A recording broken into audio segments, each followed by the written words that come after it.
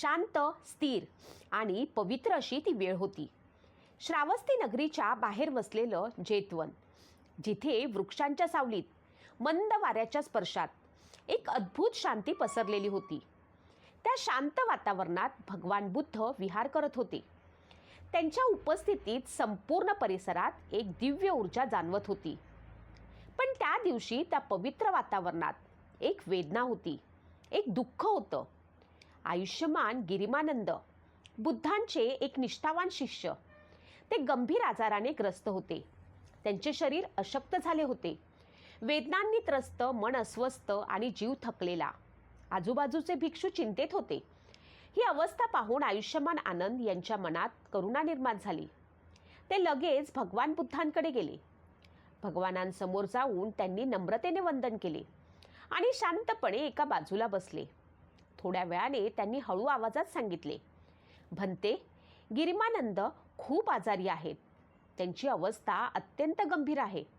आपण कृपया त्यांच्यावरती करुणा करून त्यांना भेट द्यावी." भगवान बुद्ध शांत होते.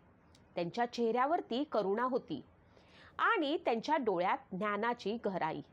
ते हळूच म्हणाले, "आनंद, जर तू गिरिमानंद भिक्षूला ह्या 10 संज्ञा सांगशील तर त्या ऐकून त्यांचा आजार शांत होऊ शकतो." हे शब्द ऐकून आनंद चकित झाले, पण त्यांना पूर्ण विश्वास होता, कारण हे शब्द ज्ञानाच्या सागरातून आले होते. आनंदांनी नम्रतेने त्या 10 संज्ञा शिकून घेतल्या आणि ते तात्काळ गिरिमानंदांकडे गेले. गिरिमानंद अंथरुणावरती पडले होते. शरीर कमजोर, पण मन अजून जागृत. आनंद त्यांच्या जवळ बसले आणि त्यांनी शांत, मधुर आवाजात त्या संज्ञा सांगायला सुरुवात केली. ते म्हणाले, "हे गिरिमानंद, या जगातील प्रत्येक गोष्ट अनित्य आहे. रूप अनित्य आहे, वेदना अनित्य आहे, विचार अनित्य आहेत. जे काही निर्माण झाले आहे ते नष्ट होणारच आहे." हळूहळू गिरिमानंदाच्या श्वासात शांतता येऊ लागली. आनंद पुढे म्हणाले, "हे शरीर, हे मन, हे इंद्रिय, हे सर्व मी नाही. हे सर्व अनात्म आहे. तुम्ही यामध्ये अडकू नका." त्या शब्दांनी गिरिमानंदांच्या मनातील भीती कमी होऊ लागली. आनंद पुढे बोलत राहिले, "हे शरीर सुंदर नाही. हे फक्त मांस, हाडे, रक्त आणि अशुद्ध घटकांनी बनलेले आहे. यामध्ये आसक्ती ठेवण्यात काही अर्थ नाही." गिरिमानंद आता अधिक शांत झाले होते. "हे शरीर अनेक दुःखांचे घर आहे. रोग, वेदना, त्रास हे सर्व याच्यात आहे. हे समजून घ्या." आनंदाचा आवाज आता अधिक खोल झाला. "मनात येणारे वाईट विचार त्यांना सोडून द्या. काम, क्रोध, द्वेष यांना दूर करा." हळूहळू गिरिमानंदाच्या चेहऱ्यावरती शांतता दिसू लागली. "सर्व आसक्ती सोडा. वैराग्य स्वीकारा. निर्वाण म्हणजेच खरी शांती आहे." आता वातावरण पूर्णतः बदललेले होते. सर्व दुःखांचा अंत शक्य आहे. तृष्णेचा अंत म्हणजे निर्वाण. गिरिमानंद आता पूर्णतः शांत झाले होते. या जगातील कोणत्याही गोष्टीत आसक्त होऊ नका. सर्व काही सोडून द्या. आनंदाचा आवाज जणू ध्यानात विलीन होत होता. सर्व संस्कारांपासून दूर राहा. त्यांच्याबद्दल विरक्ती ठेवा आणि शेवटी तुमच्या श्वासावरती लक्ष ठेवा. जागरूकतेने श्वास घ्या. जागरूकतेने श्वास सोडा. दीर्घ श्वास घेत आहात हे जाणा. लहान श्वास घेत आहात ते जाणा. तुमचं संपूर्ण शरीर अनुभवा. ते शांत करा. तुमचं मन जाणा. ते स्थिर करा. ते मुक्त करा. त्या क्षणी जणू काळ थांबला होता. शांतता, गूढ आणि दिव्य. आणि मग एक चमत्कार घडला. गिरिमानंदांचा आजार हळूहळू कमी होऊ लागला. त्यांच्या चेहऱ्यावरती तेज दिसू लागलं. थोड्याच वेळात ते उठून बसले. त्यांचा आजार पूर्णपणे नाहीसा झाला होता. सर्व भिक्षू आश्चर्यचकित झाले. आनंदाच्या डोळ्यात आनंदाश्रू होते.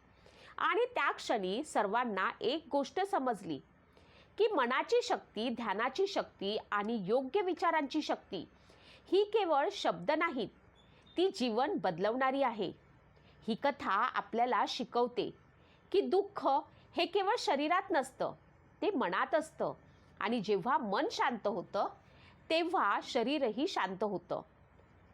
जेव्हा आपण आसक्ती सोडतो तेव्हा दुःख आपोआप दूर होतं आणि जेव्हा आपण वर्तमान क्षणात जगायला शिकतो तेव्हा खऱ्या अर्थाने मुक्त होतो.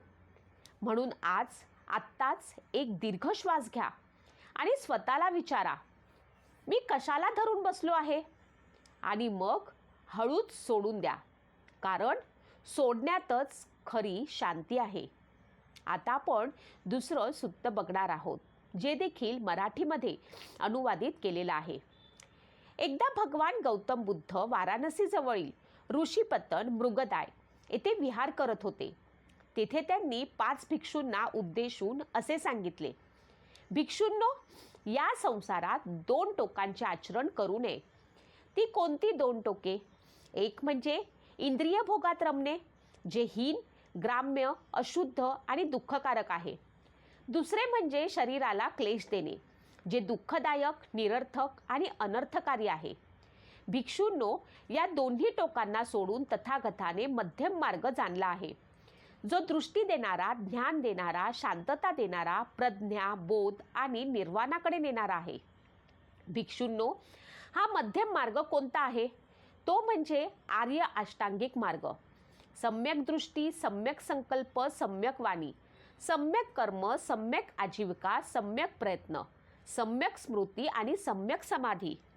हा मार्ग ज्ञान देणारा, शांतता देणारा, बोध आणि निर्वाणाकडे नेणारा आहे.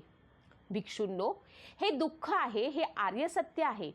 जन्म दुःख आहे, वृद्धत्व दुःख आहे, रोग दुःख आहे, मृत्यू दुःख आहे, अप्रियांचा संयोग दुःख आहे, प्रियांचा वियोग दुःख आहे, इच्छित वस्तू न मिळणे दुःख आहे. संक्षेपानं 5 उपादस्कंद दुःख आहेत. भिक्षूंनो, हे दुःख समुदय आर्य सत्य आहे. पुन्हा जन्म घेण्याची तृष्णा, सुखाची इच्छा, इंद्रभोगाची आसक्ती, कामतृष्णा, भवतृष्णा, विभवतृष्णा. भिक्षूंनो, हे दुःख निरोध आर्य सत्य आहे. त्या तृष्णेचा पूर्ण क्षय, त्याग, मुक्त होणे, आसक्ती न ठेवणे. भिक्षूंनो, हा दुःख निरोधाकडे नेणारा मार्ग आर्य सत्य आहे. तो म्हणजे आर्य अष्टांगिक मार्ग.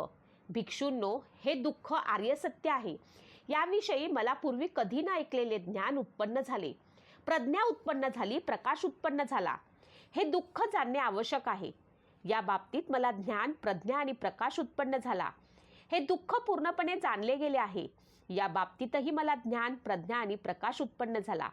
भिक्षूंनो, हे दुःख समुदय आर्य सत्य आहे.